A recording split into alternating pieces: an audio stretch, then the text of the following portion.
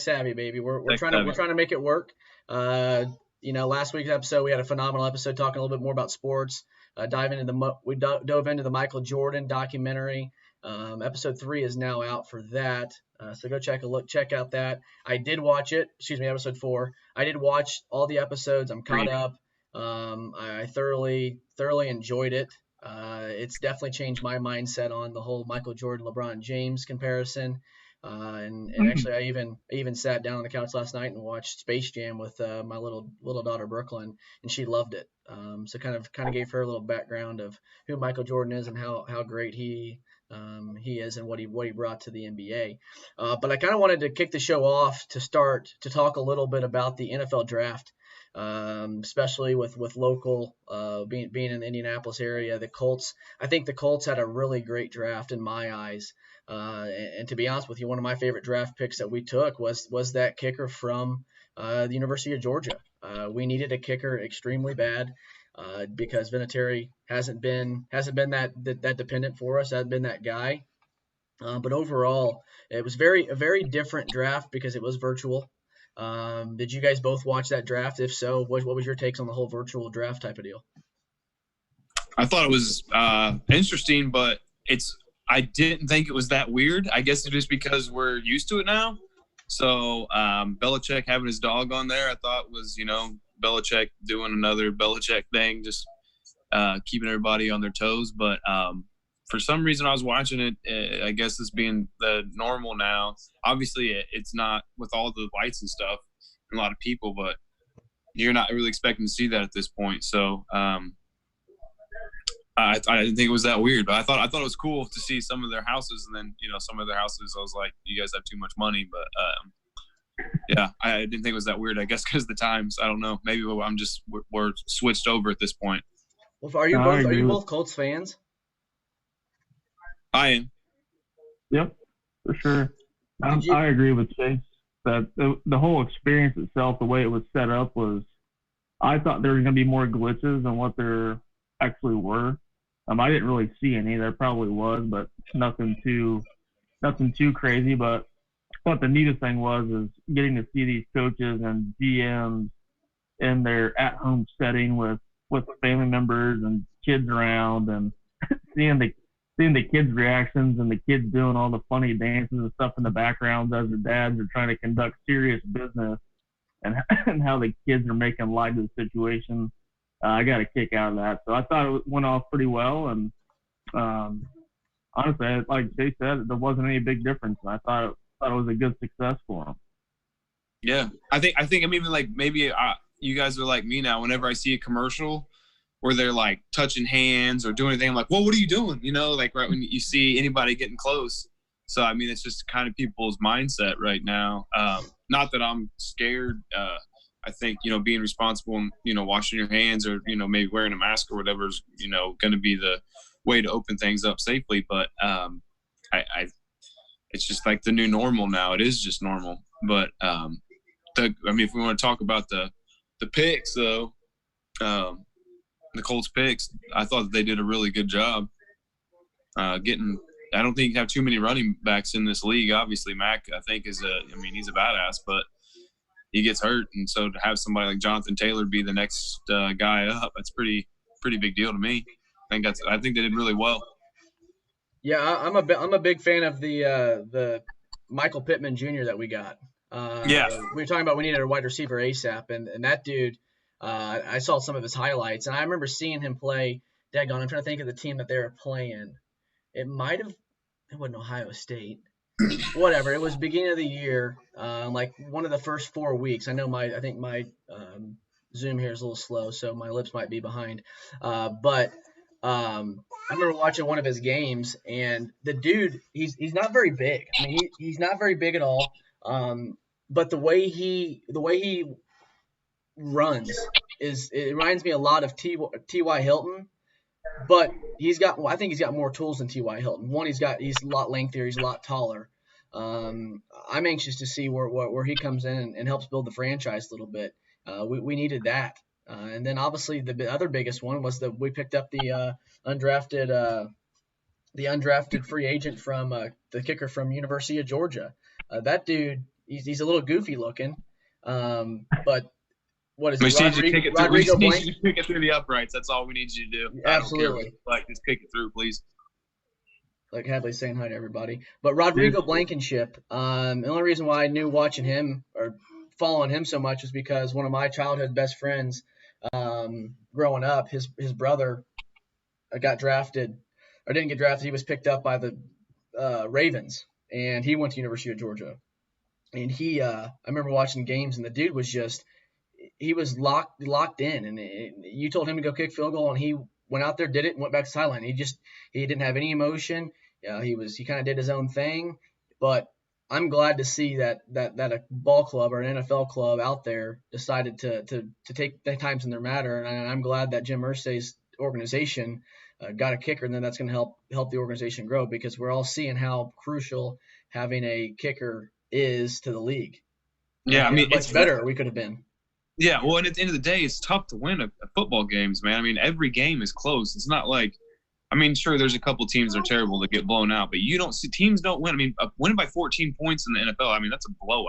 I mean, most games are close, and field goals matter, extra points matter, and I mean, I love Vinatieri. I mean, you don't, I don't know, it's tough, and so I just people like, if it's that they remember, the Super Bowls and not the last year, because I know a lot of people are bitching about them, and that's fine. Maybe his time's up, and I think it's good to have a competition. So worst case scenario, he's no longer the starting kicker, but maybe he can, teach the rookie, the free agent, the mental game, Absolutely.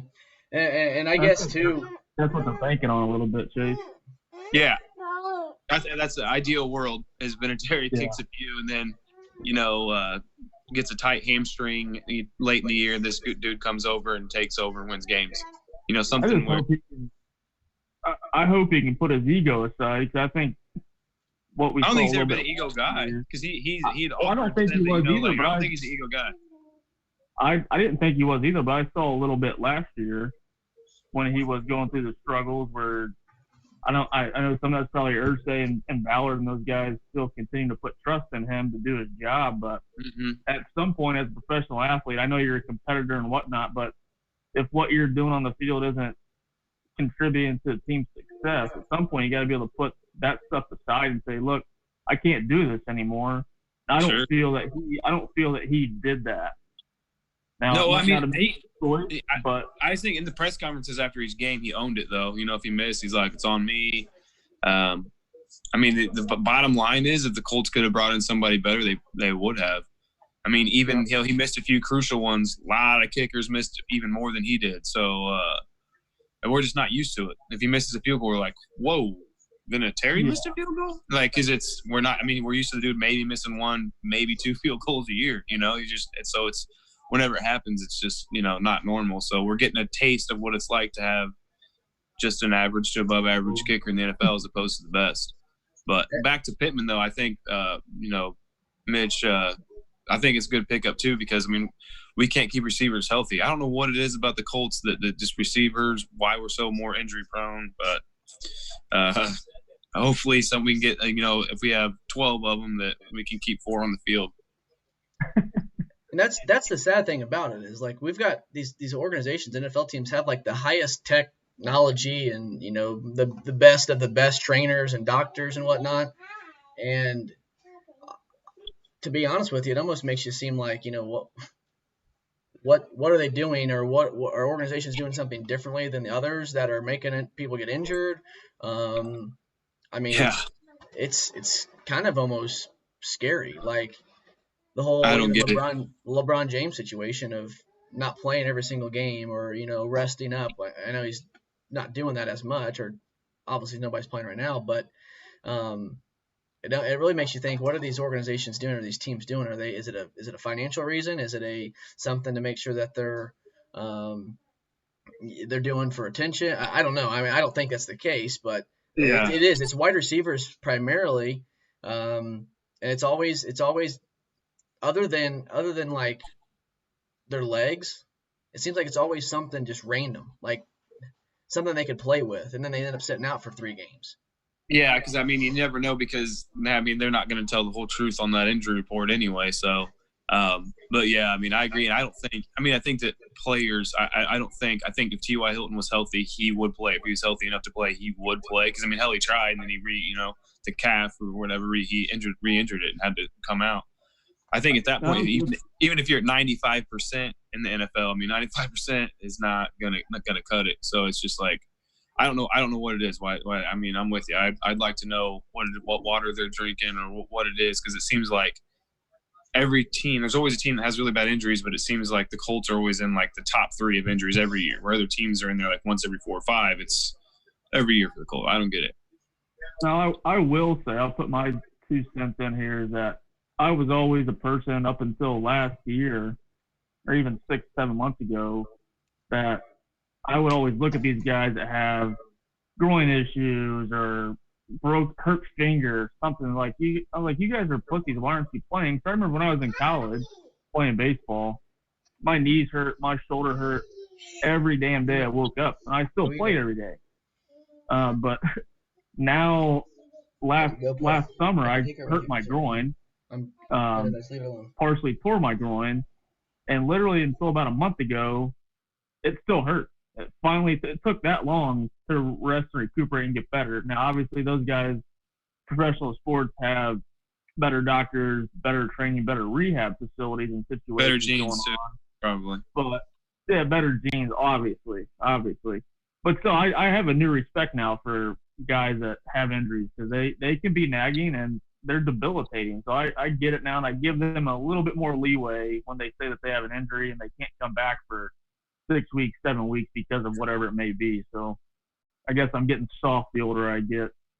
Well, I think too, groins and hamstrings, things like that, are tricky injuries, because you might feel fine, but then when you go to make that initial explosion, to take off, then all of a sudden you feel it twitting, and if you can't explode, in NBA, I mean, if you're worthless out there just running around. So yeah, I mean, injuries are tricky. I don't think players are sitting down on purpose. I just don't know why we have so much more of them. Many of them, yeah. No, I know. I don't think anybody's saying that. I just don't understand why it's such a problem. But yeah, sure.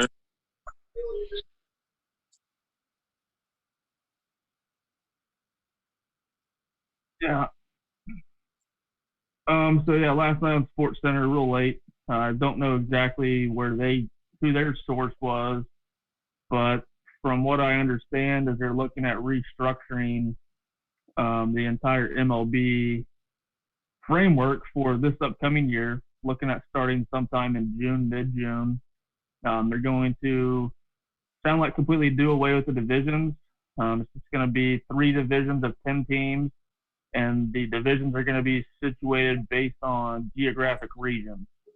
That way they can reduce travel and possibly, I'm guessing, have fewer days off to get as many games in a shorter time frame as possible.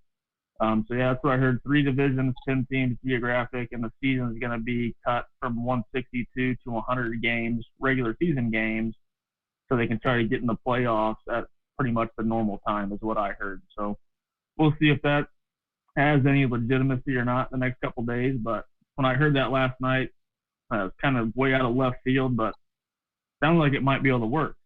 Well, I mean, I think, like, if you're a player, that you're on board with whatever, If I am, I'm like, let's just, however we got to play, let's play, and whatever it is what it is. I feel like everyone's out there going to believe in themselves that they've got a chance to win. So I mean, at this point, you're probably just trying to play however the hell you can. So and ultimately too, I think that no matter how you were to divide up the divisions and all that stuff, you're still gonna, at the end of the day, at the end of the season, hopefully still have the best team waving the World Series banner.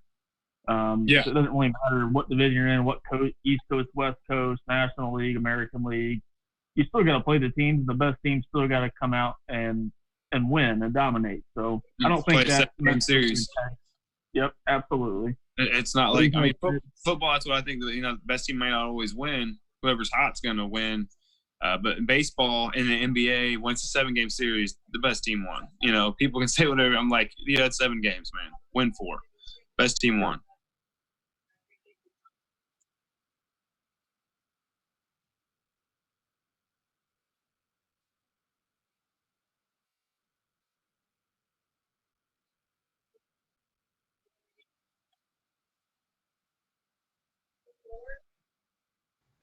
The conversation I had with the guy in the travel baseball league yesterday was not, if the MLB and all these organizations aren't doing anything yet, how can there be a travel baseball season? And if you're and all these parents and everybody wondering, oh well, I'm missing my son play, I'm missing Johnny play. We're not going to do this for Johnny. Johnny's 12. Yeah. Okay? Congratulations, Johnny's 12. I wish him nothing but the best in the near future, but there's kids right now that are 17 years old that are worried about trying to find or get themselves to the next level for a college scholarship. Those are the people that matter. Your Johnny's 12-year-old summer season doesn't mean crap. Take this as a time to enjoy your family. Have your husband or the dad of the son work with him in the backyard and do stuff. Make this a time to work on stuff like that. Don't be mad that Johnny's not having a summer baseball season because it's not going to matter when he's 17, 18 years old. Yeah. I think with the professional sports, there's a lot of jobs, and that not just the players, but the concessions, the sale, all of the people. I mean, I don't know how many employees, but it's a lot. It's not just the players. So yeah, totally. Not agree. To mention, Austin's dying to gamble on something, so we got to get some stuff going. He's tired of betting money. Probably the Boston Red Sox. Austin, speaking of Boston Red Sox, you see Manny Ramirez. I saw it on the exact line on it was former Red Sox star Manny Ramirez, 48. Eyes baseball return in Taiwan. I saw that. I'm not 100%. Well, I do have a little bit of insight as to what professional baseball overseas is like. I know Mitchell and I know a couple guys that have played in Germany, and from what I understand, the quality of baseball there is not. It's not even quite college baseball caliber, even the slightest bit. So. Again, you take an elite athlete like Manny Ramirez was, I think he could still probably try to play. Oh, Manny being Manny. Right. I totally agree. Yeah. Speaking of that, I was being a Red Sox fan, laying in bed last night, and they had the 2003 American League Championship Game 7 between the Red Sox and the Yankees. And I had to watch fucking Aaron Boone hit a walk-off home run again. And it's still made me sick.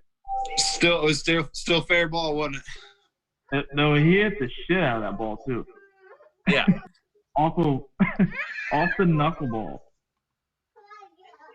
The kids are awake and at it already this morning, screaming at each other. So, I hope you guys all enjoyed hearing that. Shifting a little bit of gear. What's up? Didn't hear it. You're good.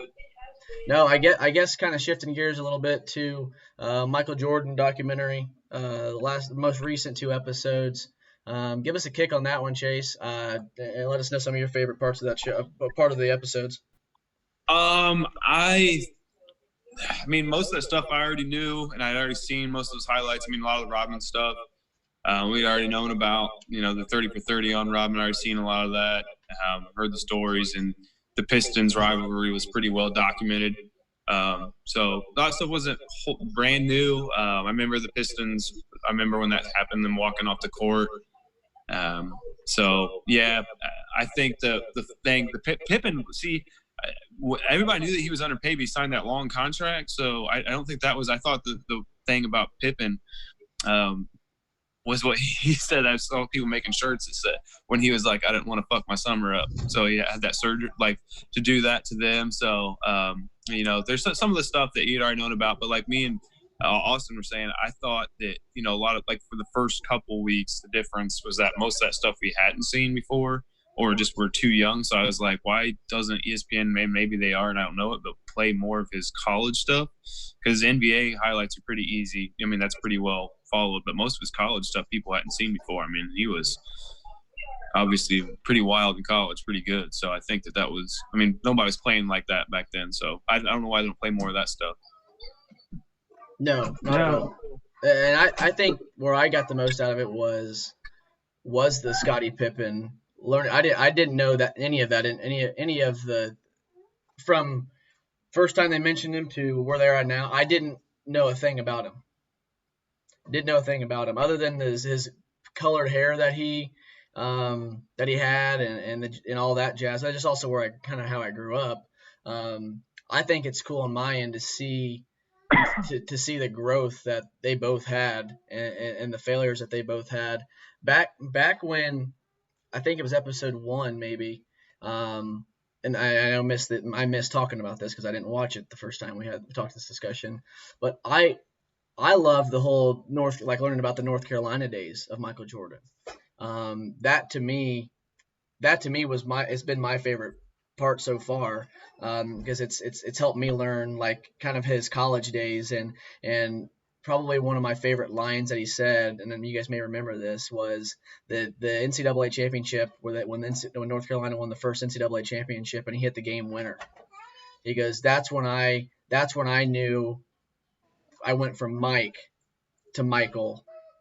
Like, that gave me chills hearing him say that. Well, it was Roy Williams, yeah. That was super Roy cool. Williams talking about recruiting him, and because Roy Williams is assistant coach at North Carolina before he went to Kansas and came back to North Carolina. But because he was talking about recruiting me as Mike Jordan. He said when he hit that shot, he's like, that's when he became Michael Jordan.